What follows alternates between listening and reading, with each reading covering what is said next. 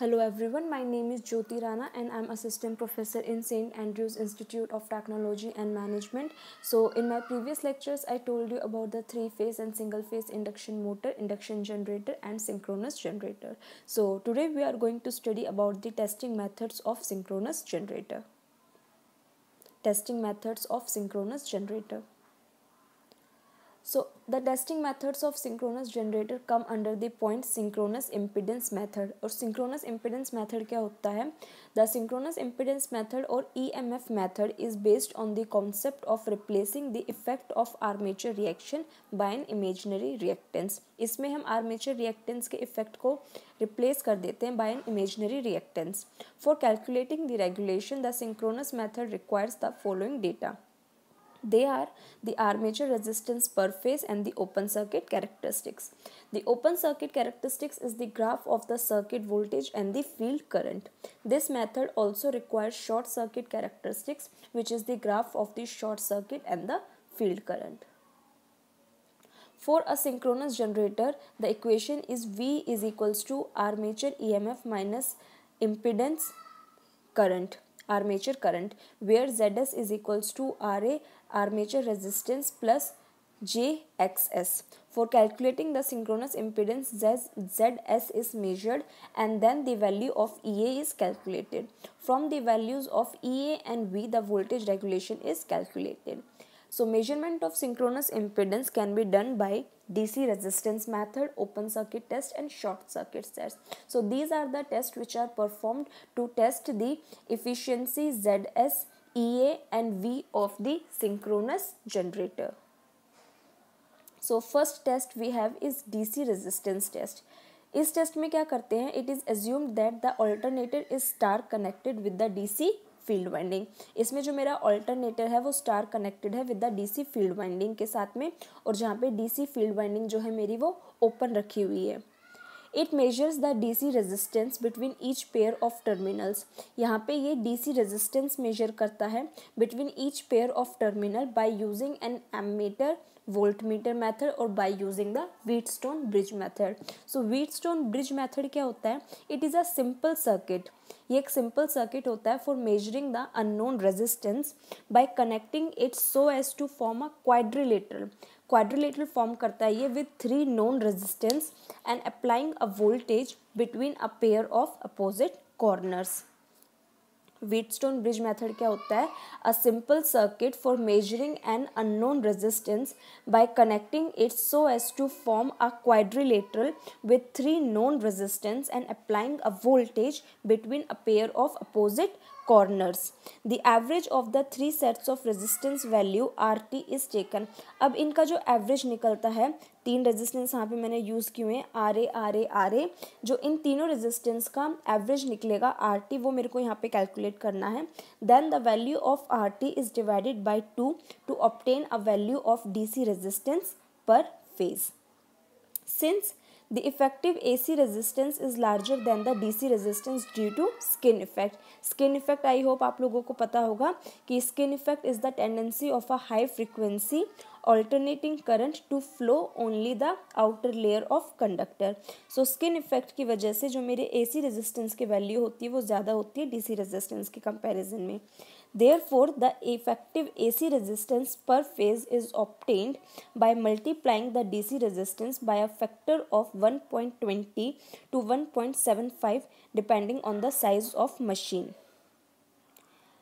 क्या करते हैं इसमें? The effective AC resistance per phase is obtained and by multiplying the DC resistance by a factor of, इसमें हम AC resistance मेज़र करते हैं और उसके बाद में उसको DC resistance को 1.20 या फिर 1.20 से लेके 1.75 फैक्टर तक मल्टीप्लाई करते हैं depending upon the size of machine. A typical value to use in this calculation would be 1.25. DC resistance method में बेसिकली क्या होता है कि यहाँ पे मैंने 3 रेजिस्टेंस लिए हुए हैं, ठीक है. अब मैं यहाँ पे इन तीनों रेजिस्टेंस का एवरेज निकालती हूँ. तीनों रेजिस्टेंस के एवरेज को मैंने क्या नाम दिया है, RT। और उस रेजिस्टेंस को कैलकुलेट करने के बाद में मैं उसको 2 से मल्टीप्लाई कर देती हूँ, जिसकी वजह से कि मेरा जो DC पर फेज रेजिस्टेंस की वैल्यू है वो मेरी कैलकुलेट आ जाती है। अब AC रेजिस्टेंस की वैल्यू जो होती है वो मेरी DC रेजिस्टेंस से ज़्यादा होती है because of skin effect. Therefore, the effective AC resistance per phase is obtained। अब हम AC रेजिस्टेंस की वैल्यू को कैसे निकाल सकते हैं, जो मेरी DC रेजिस्टेंस की वैल्यू निकली है। DC रेजिस्टेंस की वैल्यू मेरी कैसे निकली है कि मैंने इन तीनों रेजिस्टेंस का, जो ये मेरे RA 3 मैंने यहाँ पे डायग्राम में लिए हुए हैं, इन तीनों रेजिस्टेंस का मैं एवरेज लेती हूँ, जिसका नाम लिया है मैंने RT, और उसको मैं डिवाइडेड बाई 2 कर देती हूँ, तो मेरा DC रेजिस्टेंस आ जाता है। अब उस DC रेजिस्टेंस को मैं एक फैक्टर से मल्टीप्लाई करती हूँ। उस फैक्टर की वैल्यू मैंने कितनी ली है, 1.20 से लेके 1.75 तक के बीच में मैं उस फैक्टर की वैल्यू लेती हूँ। बेसिकली मैं 1.25 कंसीडर करके चल रही हूँ कि 1.25 वैल्यू से जो DC रेजिस्टेंस की वैल्यू निकली है मैं उसको मल्टीप्लाई कर दूंगी। उसके बाद में जो मेरी वैल्यू आएगी वो मेरी होगी AC रेजिस्टेंस, क्योंकि AC रेजिस्टेंस की वैल्यू DC रेजिस्टेंस से ज़्यादा होती है ड्यू टू स्किन इफेक्ट। सो इस मेथड से मैं अपने एवरेज रेजिस्टेंस को मेजर कर सकती हूँ अपने सिस्टम में। सेकेंड मेथड है open circuit test. In open circuit test for determining the synchronous impedance the alternator is running at the rated synchronous speed. अब इसमें क्या था कि इस मेथड में मैं सिंक्रोनस इम्पिडेंस को मेजर करती हूँ, और सिंक्रोनस इम्पिडेंस मेजर करने के लिए क्या है, जो मेरा ऑल्टरनेटर है, जो मेरा सिंक्रोनस जनरेटर है, वो अपनी रेटेड सिंक्रोनस स्पीड पे रन कर रहा है। And the load terminals are kept open, और जो इसके लोड टर्मिनल्स हैं, जो सेकेंडरी साइड है, वो मेरी इसमें क्या है, ओपन है। This means that the loads are disconnected. Open है का मतलब क्या है कि मैंने लोड अपने डिस्कनेक्ट किए हुए हैं, और जो इसमें फील्ड करंट होगा उसकी वैल्यू क्या होगी, 0।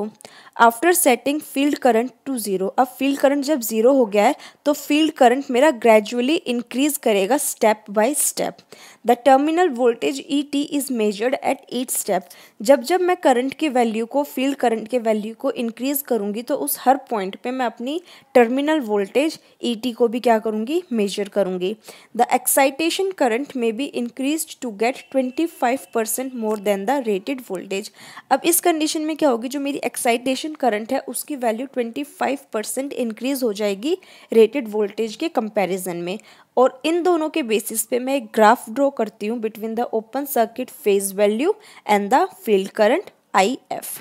ओपन सर्किट मेथड में क्या होता है कि ओपन सर्किट में मेरा ऑल्टरनेटर है जो वो रेटेड फुल स्पीड पे रन कर रहा है, और मेरे जो टर्मिनल्स है वो मैंने इसमें ओपन रखे हुए हैं, या फिर जो लोड है वो मैंने अपने इसमें डिस्कनेक्ट किया हुआ है। तो जब मेरा सेकेंडरी टर्मिनल जो है, जो मेरा स्टेटर है, जब वो मेरे ओपन कंडीशन में है, लोड डिस्कनेक्टेड है, तो उस टाइम पे मेरे फील्ड करंट की वैल्यू क्या होगी, IF की वैल्यू क्या होगी, 0 होगी। जब मेरे IF की वैल्यू 0 है तो अब उसके बाद में मैं फील्ड करंट को ग्रेजुअली इंक्रीज करना स्टार्ट करूंगी स्टेप बाय स्टेप, और हर स्टेप पे मैं अपने टर्मिनल वोल्टेज ET को मेजर करूंगी। मतलब जैसे मैंने एक स्टेप अपने करंट की, फील्ड करंट की वैल्यू को इंक्रीज किया, तो मैं उस स्टेप पे अपने टर्मिनल वोल्टेज को मेजर करूंगी, जिसकी वजह से जो मेरा एक्साइटेशन करंट होगा वो 25% ज़्यादा होगा मोर देन द रेटेड वोल्टेज। और उसके बाद में जो मेरी वैल्यूज़ निकलेगी उनको लेके मैं एक ग्राफ ड्रॉ करती हूँ between the open circuit phase voltage EP and the field current IF। Then we have short circuit test. Short circuit test में क्या होता है, the armature terminals are shorted through 3 ammeters. अब इसमें मैंने जो आर्मेचर टर्मिनल्स थे उस ओपन सर्किट में मैंने अपने आर्मेचर टर्मिनल को ओपन रखा हुआ था, लोड को डिस्कनेक्ट किया हुआ था। इसमें मैंने जो मेरे आर्मेचर टर्मिनल्स हैं उनको मैंने शॉर्ट सर्किट किया हुआ है with the help of 3 ammeters. The field current should be first be decreased to 0। अब इसमें मैंने क्या किया है, फील्ड करंट को, उसमें मेरा 0 था स्टार्टिंग में, इसमें मैंने अपने फील्ड करंट को, उसमें मेरा 0 इसलिए था क्योंकि उसमें लोड कनेक्टेड नहीं था, तो जिसकी वजह से मेरा फील्ड करंट अपने आप ही 0 था। बट इसमें शॉर्ट सर्किट टेस्ट में मैंने अपने फील्ड करंट की वैल्यू को 0 तक डिक्रीज किया है अपने ऑल्टरनेटर को स्टार्ट करने से पहले। Each ammeter should have a range greater than the rated full load value. The alternator is then run at synchronous speed. Same as in open circuit test, then the field current is gradually increases in steps and the armature current is measured at each step। ठीक है, अब open circuit की तरह ही इसमें मैं क्या करूँगी कि अपने ऑल्टरनेटर की स्पीड को इंक्रीज़ करूँगी, रन करूँगी अपने ऑल्टरनेटर को रेटेड स्पीड पे, और अपने फील्ड करंट की वैल्यू को इंक्रीज़ करना स्टेप बाय स्टेप स्टार्ट करूँगी, और वहाँ पे फिर अपने आर्मेचर करंट को हर स्टेप पे मेजर करूँगी। So the field current is increased to get armature current up to 150% of the rated value. उसमें 25% आर्मेचर करंट इंक्रीज़ हो रहा था रेटेड वैल्यू के, यहाँ पे आर्मेचर करंट 150% इंक्रीज़ हो रहा है अपने रेटेड वैल्यू से। मैं इसको एक बार दोबारा से बताती हूँ कि पहले कंपैरिजन करके बताती हूँ।